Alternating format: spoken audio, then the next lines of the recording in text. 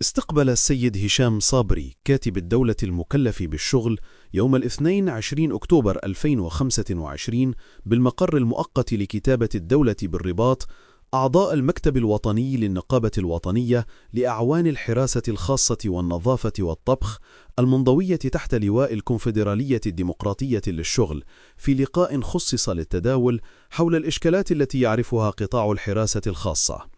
وقد تناول اللقاء مختلف المقتضيات القانونية التي يتم خرقها من طرف بعض الشركات المتعاقدة في الصفقات العمومية، والتي تعد انتهاكا صريحا لحقوق الأجراء في قطاعات الحراسة والنظافة والطبخ. وخلال هذا الاجتماع أكد السيد كاتب الدولة على الأهمية البالغة للورش الملكي السامي الذي أطلقه جلالة الملك محمد السادس نصره الله، والرامي إلى تعميم التغطية الاجتماعية على جميع المواطنات والمواطنين دون استثناء وبمبدأ المساواة الكاملة.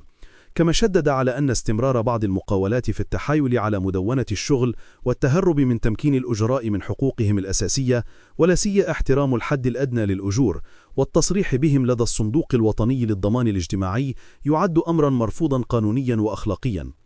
من جانبهم عبر أعضاء المكتب النقابي عن انشغالهم العميق بالأوضاع التي يعيشها العاملات والعمال بهذه القطاعات، مؤكدين على ضرورة إيجاد حلول عاجلة لأبرز الإشكالات المطروحة، وفي مقدمتها تجاوز عدد ساعات العمل القانونية المحددة ب44 ساعة أسبوعيا وفقا للمادة 184 من مدونة الشغل. وفي ختام اللقاء شدد السيد كاتب الدولة على أهمية النجاعة في التدبير وضرورة الانفتاح على النقابات الأكثر تمثيلية قصد بلورة مقاربة تشاركية تسهم في تعبئة الجهود وإيجاد حلول عملية ومنصفة، مع إعطاء الأولوية للقطاعات التي تشهد انتهاكات متكررة للحقوق الأساسية للأجراء.